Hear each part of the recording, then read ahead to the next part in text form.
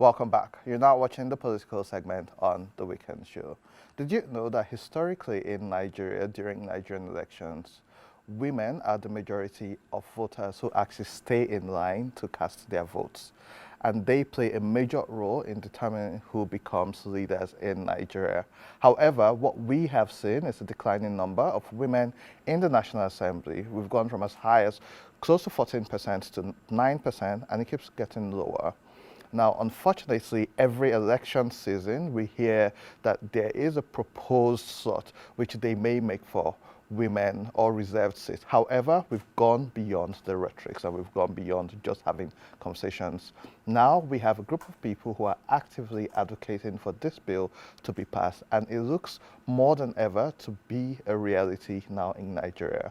And why is this important? We've had conversations about the Gender and Equal Opportunities Bill, and we've spoken about having a space and a platform for women to be able to fight for the rights of women and also enact policy that supports women. But how do you do that when in the House of Representatives, you have just about 3.9% of women in the National Assembly, in the House of Representatives. In the Senate, you have an even lower number, which is below 3%. Joining us to have this extremely important conversation, sitting next to me, I have a friend and guest, A.B. Alaibe, who is the Women Zonal Coordinator, one of the Women Zonal Coordinators for the reserved seats for women. Welcome to the Weekend Show. Thank you. Also joining us, we have Dr. Adora Onyechere, who is also a Women Zonal Coordinator for reserved seats for Women's Bill campaign. Welcome to the Weekend Show. Thank you. And I had to start with the ladies because this is about you and you are priority. You always will be. We also have Dr. Chidozie Aja, who is a senior, who is a special advisor at the Office of the Deputy Speaker of the House of Representatives. Welcome. Last but not the least is our brother, Kingsley Sintim, who is the director, TOS Group. Welcome to the Weekend Show.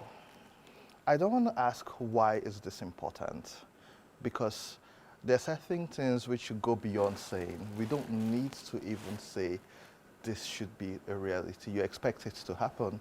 Unfortunately, it doesn't happen. Sometimes we need to push for things like this. Abi, as a woman, you've seen the number of women in the legislative arm constantly decreasing. Currently, in the Senate, we have a woman who is a senator who has been suspended. When we have to push bills and vote on matters that affect women, who now stands in the gap? What are your thoughts on this? Good morning again. Thank you for having us here. The drive for the reserve seat bill in Nigeria is a drive for equity. There's a lot that is going on that women are not part of and are not represented properly. My take on this is that for the first time in the 8th, in the 9th, and now in the 10th Assembly, there is a resounding need for women to be included in politics. Every other arm of government, every other space, women are well represented. What the reserve seat bill seeks to achieve is to achieve more women in parliament, more women making decisions, more women affecting the issues and concerns in our nation. This bill needs to pass now because more women need to be on board in making decisions in our country. Dr. Adora, how has the process been so far? I've seen overwhelming support this time more than ever. In the past, when we hear about this bill, and it wasn't even necessarily proposed as a bill, it was more of a conversation then. It was only when we hear about it from the National Assembly.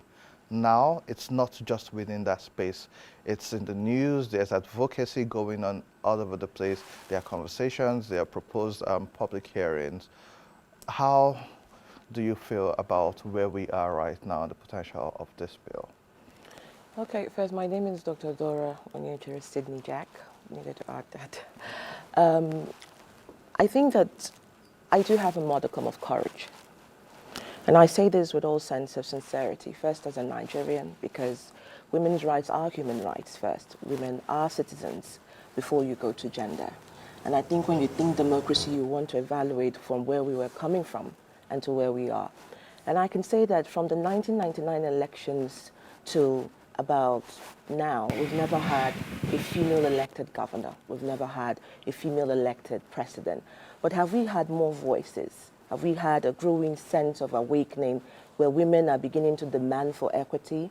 Have we seen consistency in the need to review policies and perhaps even the Constitution to see that women's voices matter? The answer is yes. We may not be there yet, but this is what the Reserve Seats Bill offers Nigeria, a new trajectory to begin to review women's identity as, first of all, principal citizens in participating in democracy.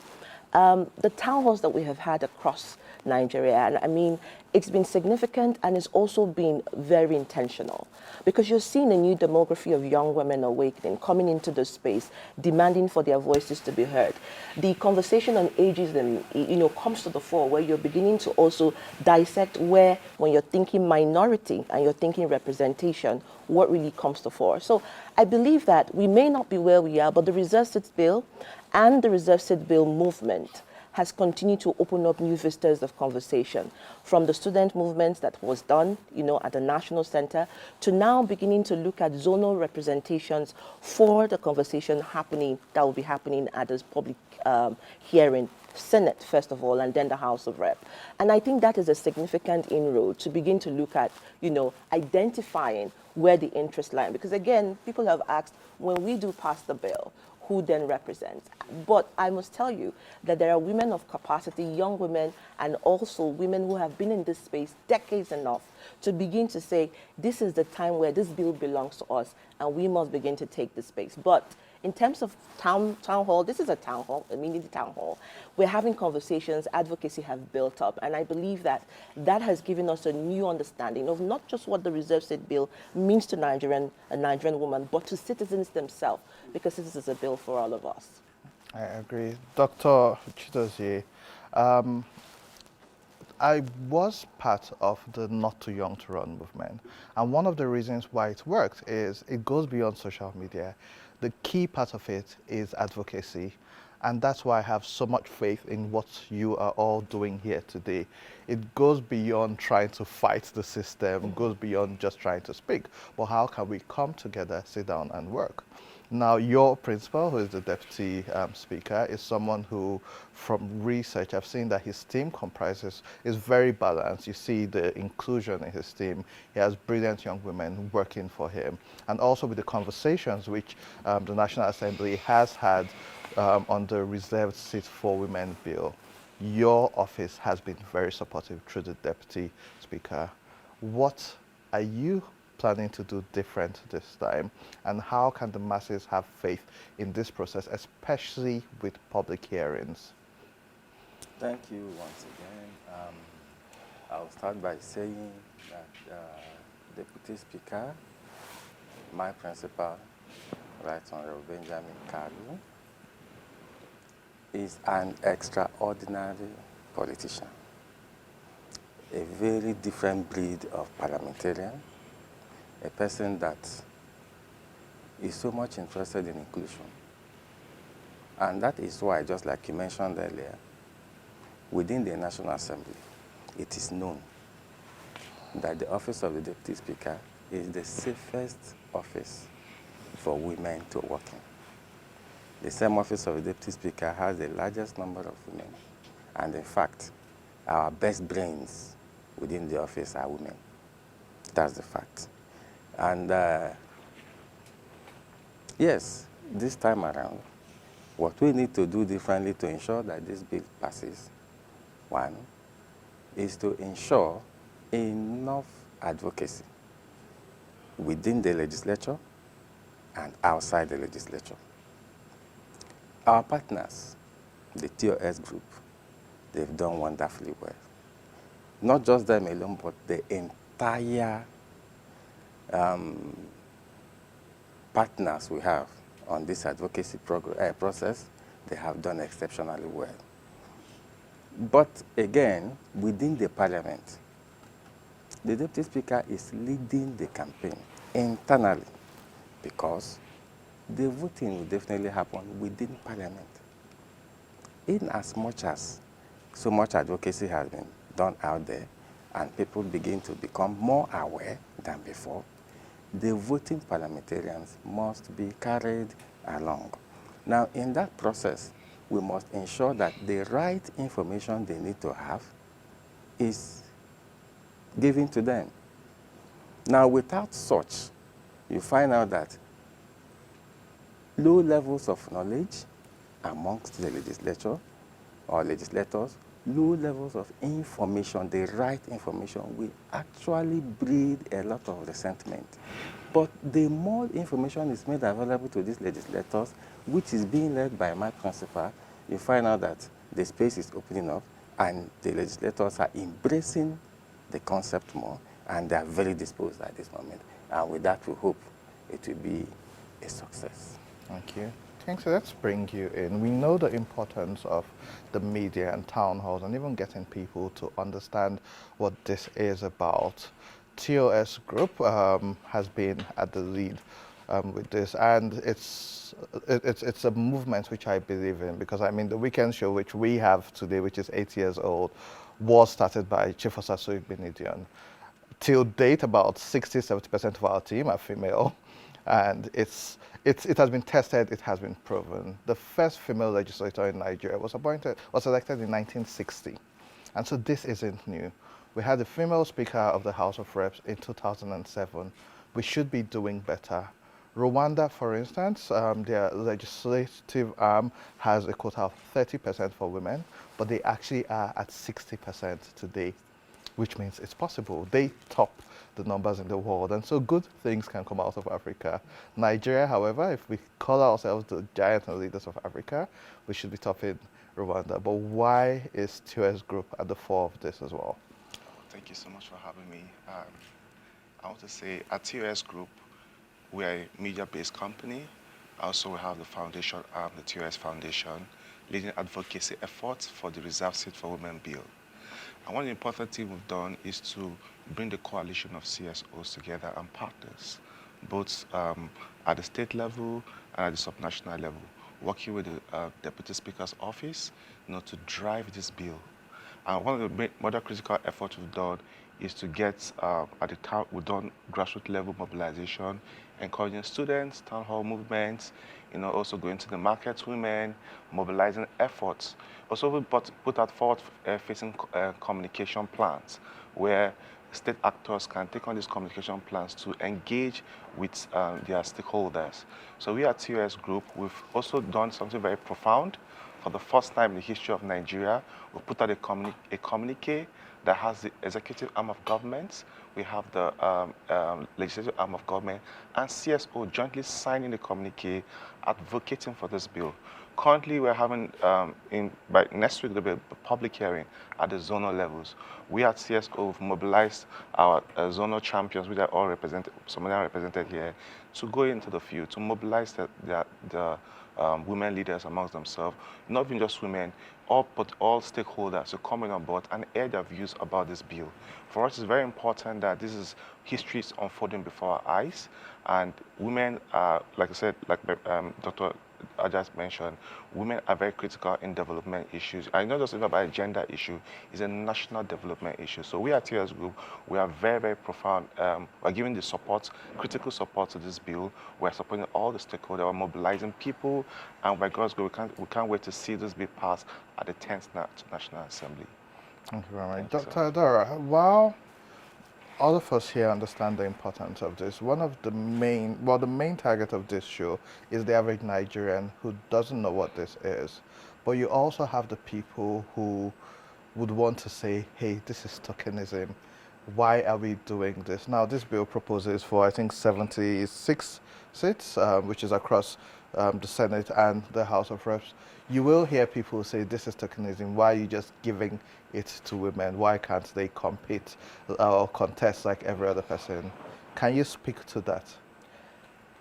First of all, when I started, I said women's rights are human rights. And that means that, beyond gender, there is a participation of interest based on the fact that I'm a citizen. And I think that's where we need to define this conversation. And when we define the conversation based on rights, justice, fairness, equity, we realize that we are probably 1/3 the way when we want to practice real-time, practical democracy. And when we start to listen to, first of all, the right way is not always the popular way. It is not always the easy way. And so when people hear quota, there's a lot of criticism, there's a lot of curiosity, and there's a lot of questions. And this is why we will keep having conversations like this. But when you think sustainable development, what is sustainable development? It means all hands on deck. It means every person that considers himself a contributor to national development is part of this conversation. And that means that if you exclude women, it also means that you're excluding the potential of a citizen who can help drive development. And I don't just mean in terms of political participation, policy making, skills development, entrepreneurship. The list is endless. You look at, when people think of politics and they think of participation, I think that's where they begin to demand, why are women being given tokens. But when you look at other ecosystems within the government, whether it is skills development or entrepreneurship, nobody's really asking where is the 50-50 quota. But politics is where it begins, because politics is local. And that's why when you're thinking about town halls, you're thinking about coordinators, you're thinking about local organizing committees and making sure that everybody's voice is heard. We're also thinking about persons with disability in this conversation. So it's about Nigerians and Nigerians for Nigeria. And I think that when people start to ask those questions, what they need to ask is, what does it cost to exclude women? And I think that's the biggest question on the table. What does it cost to exclude women? When you think about all of the signatories and signatures that Nigeria has appended itself to, whether globally or internationally, we have not been, we have not been consistent in following through with our charges. But it's beyond having conversations at New York and at the AU, at the ECOWAS. We bring it back home. And like you said earlier, there is a lot of perhaps unknowing ignorance about what this is supposed to fulfill.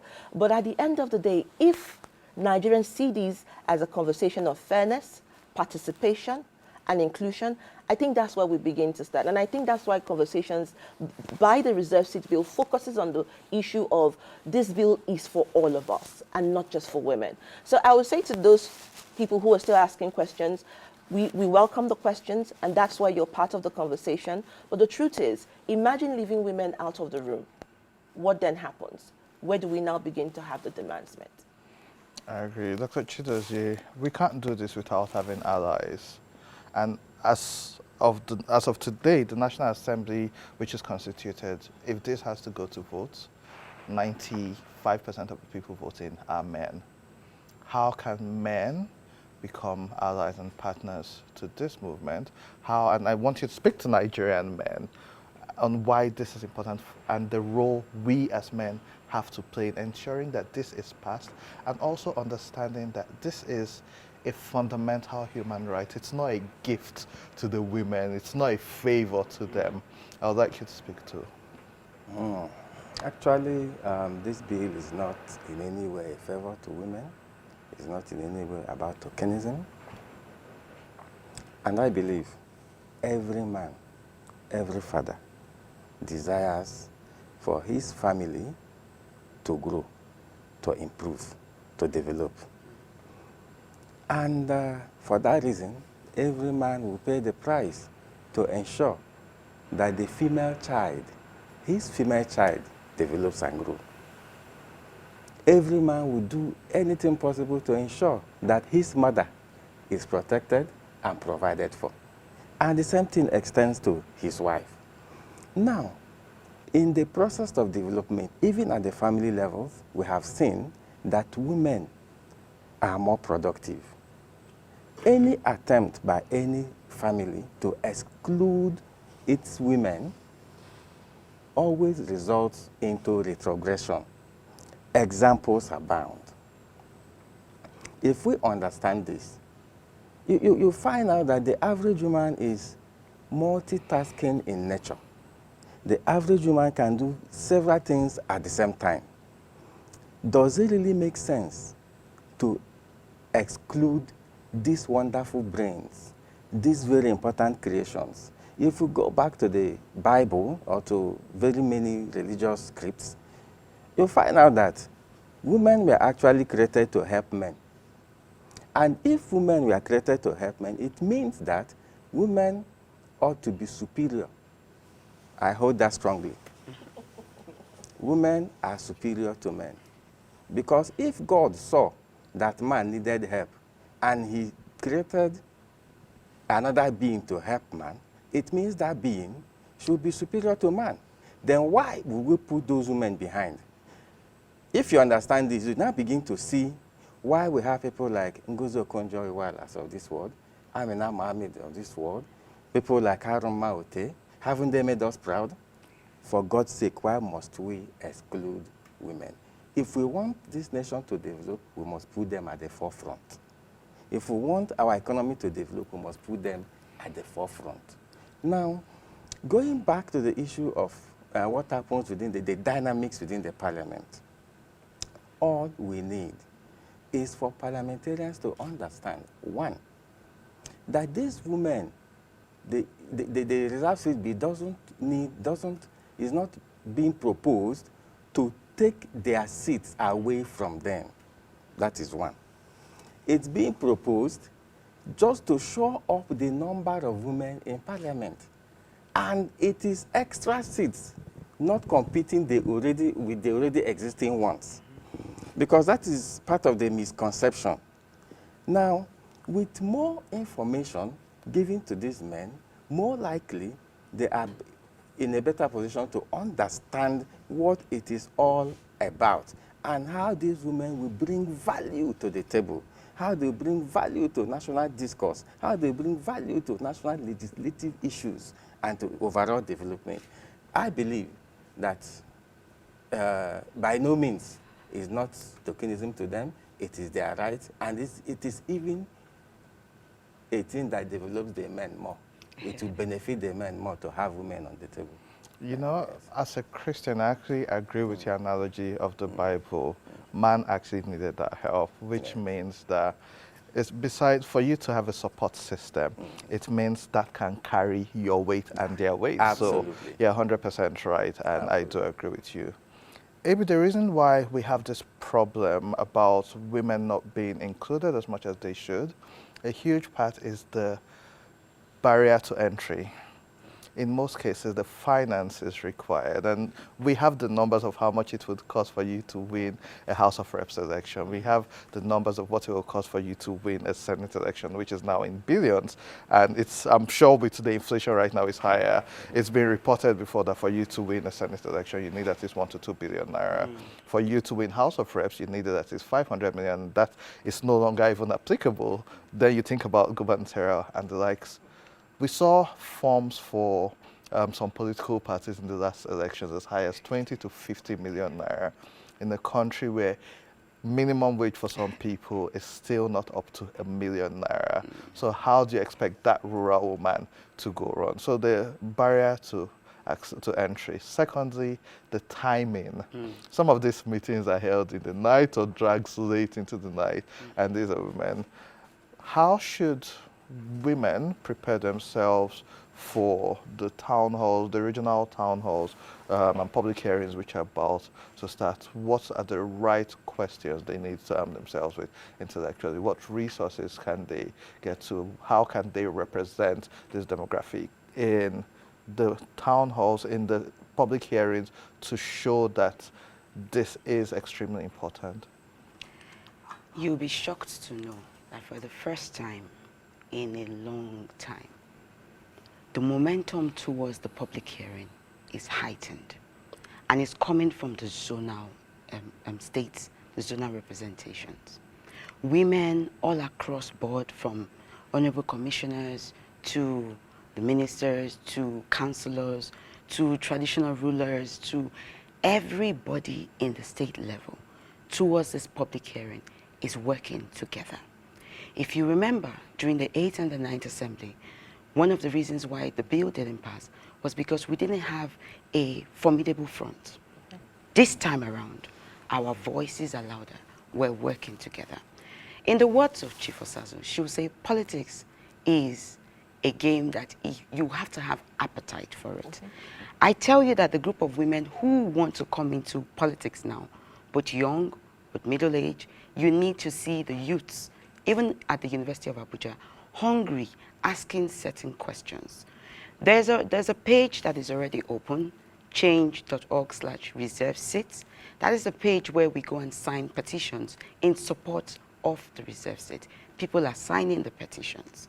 Back in your state, during the days for the next coming Senate hearing, which is next week, the 4th to 5th, holding in different geopolitical zones, you need to be there present so that you can voice your opinions that you want this bill passed. Also, we're looking at, before the end of July, from the 18th to the 20th, across all states in Nigeria, there's also going to be public hearings. And you need to tell your legislators, women, market women, student union, from the national to the state, everyone is working together. CSOs, partners, government officials, everybody is working together. For women who want to go into politics, it's not just that they want to go into politics, it's that from the TOS group, there's already been pages and pages of information, leaflet, tutoring on different levels, just to empower women who want to be in politics. We're not just saying all women go into politics. Number one, you have to have the appetite. Number two, you have to be trained and ready for the position. Number three, you have to be equipped properly for you to go in. And in order to get equipped, this is where we start pushing for the seats for the bill to be passed. And once the bill is passed, of course, there are different dynamics that have already been put in place to educate women on how to apply for this seat. Again, I like the analogy you gave with the women about the Bible supporting the women. Without women being represented properly. Already we've run 26 years of uninterrupted democracy without a lot of women. Why don't we give it a chance to have the next 26 years? Moreover, the bill is very simple, and I think Dr. Aja kept saying, if we understand what the bill is saying, then we would be able to accommodate the bill. What is the bill saying in simple terms? We're saying that we want one additional seat in the federal house for women to contest across the 36 states, plus the FCT. We're saying that in the state house in the Senate, we want one additional seat to be made available for only women to contest. Then back in the state assemblies, we want 3 additional seats. And this bill is only for 16 years. In 16 years, 4 election cycles, we're saying that by the time these 4 election cycles run, we will be able to have some form of equilibrium in the House. And once that is done, we can decide to throw the bill away. But then there will be some representation of the huge 46 to about 50% of women not represented in politics. I don't think it gets clearer than that. Thank you so much. As we wrap up, let's start with you for your final words. And I'm not going to let you have final words. I'm going to ask you a question. TOS group has pages. They've got, how can people who want to check on the internet and the public who want to go back and know more about this, find out about this bill, the public hearings, and where to go? And also to our viewers at home, these public hearings, they are free, and so you're not paying to go there. Sometimes you do have small chops and something to drink, so by all means, but these events are free, it's open, they are advertised. In the past, we used to find out about these things a day before, and we see it in national dailies. Now we've been given ample time, so we don't have any excuses. But how can people find out more? Yes, thank you for that. We have the website for this campaign called www.reserveseatforwomen.org. So there we have all the necessary information regarding this campaign, all the things that my colleagues have spoken on air. We have some of this information available for people to go in to get. And also for the public hearings, we have the dates already published, July 4th and the 5th in Enugu International Conference Center, in Maiduguri, Musa Center, somewhere, I think it's on the screen, in Lagos, in the hotel, there's also on the screen, absolutely, and Akwa Ibom.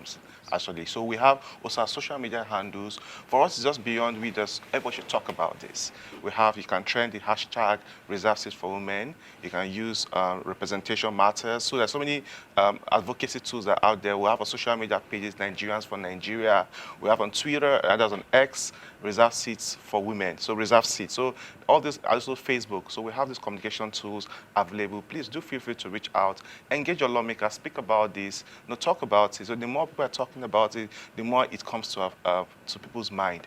And I'm very happy about the quality of conversation that's going on, even at the civic spaces, at the lower level spaces. I've been privileged to watch women being interviewed. I said, will you support a woman because she's a woman or a man? I said, no, I want to support the difference that comes into power when women bring in a perspective different from what the men, like just here right now, I was listening to my colleagues and I'm hearing different perspective, and it's enriching the conversation. And this is just a fair representation of how our politics should work. We should give people the equal opportunity to be represented, and that what this bill is about. So we at TOS Group, we are putting the forward-facing communication. We are also joining bands with other parties as well to amplify these voices. So please do reach out to us again via the website www.reserveseatforwomen.org. Also engage us on social media on Nigerians for Nigeria, on X, Reserve Seats for Women, on Facebook as well, Reserve Seats for Women. So please reach out to us anytime. We have a hotline. You can also call in, and we're very available to take your queries and questions. And also go in for the public hearings. It's your right to be represented. Everybody have access to that place. Go in and you listen to the bills that are being proposed. Also, lend your voice to this bill that's a Thank you very assembly. much. Thank Dr. you so much. Dora, 1 minute. What's your final words? All right, so I would first of all say that the Reserve Seats Bill women zonal coordinators have already started work and engagement with everybody in their state, so it will be good to also reach out to them. For the Southwest, we have Honorable Tari Oliver. The numbers will come up on the screen. For the Northwest, we have Zainab Omar Sulaiman. For the Northeast, we have Fakuruta Naima. And for the North Central, we have Honorable Chikas Kunle. And of course, for South, we have Sister Bere here with us. So the numbers are there. Reach out to them, find out how you can engage and begin to participate. Already, there have been conversations. People from the South will call me to say, oh, please, how do I get to know my coordinator? And that's how it's ongoing. So I would say that it's already been activated. Conversations are already happening. And I would say for me, I would also try to say this, for those in the Southeast, this is the time. We have about 36 million people in the Southeast. Half of that population are women. We have 95 local government areas, and we do not even know how many women represent at the local level. All that agitation can be maximized during the public hearing, for them to come out to say, this is a time where our voice counts, this is why I support the Reserve Seat Bill, and this is the movement that takes a life of its own. So I'm saying it is time for us to realize this is no longer about the usual mechanisms of engagement. This is a people's movement, and I dare them call on board to join us. Thank you. Thank you. Dr. Ajay, I'll give you the final slot. 10 seconds. Oh, 10 seconds. Fellow Nigerians, we actually have seen the results or the outcomes of the deliberate policy centered around the principles of federal character. It has actually made it possible for Nigerians all around to be developed. And today we know that every local government in this country can produce resources, human resources, that can lead any organization, any institution in the world, not just leading the nation. It was a deliberate policy, and it has been on up to now. The same thing can be extended to this conversation centered around reserve seat for women and women inclusion in politics. We do not have to put our best brains behind. We need to put our best legs, the firmest leg, the strongest leg in front. Women are our strength. We have to tap their potentials for national development. I want to make this statement. My principal, His Excellency, Right Honorable Benjamin Kalu, is a firm believer that women hold the key to our future. Thank you. Ladies and gentlemen, thank you so much for joining this conversation. Thank you for the work which you do. We on the Weekend Show, you have our full support, and you're always welcome back to talk about this as much as you can. I think we'll even commit to having 5 minutes to talk about this till the bill is passed in Oh, this show absolutely. as Thank much as you. we can. That Thank would you so be much. our contribution. And to Mrs. Madaki, my mom, who is watching this and has sent me a message saying, this is a very good idea. I agree with you. And we really want this to work. We'll take a quick break. When we return, more on The Weekend Show.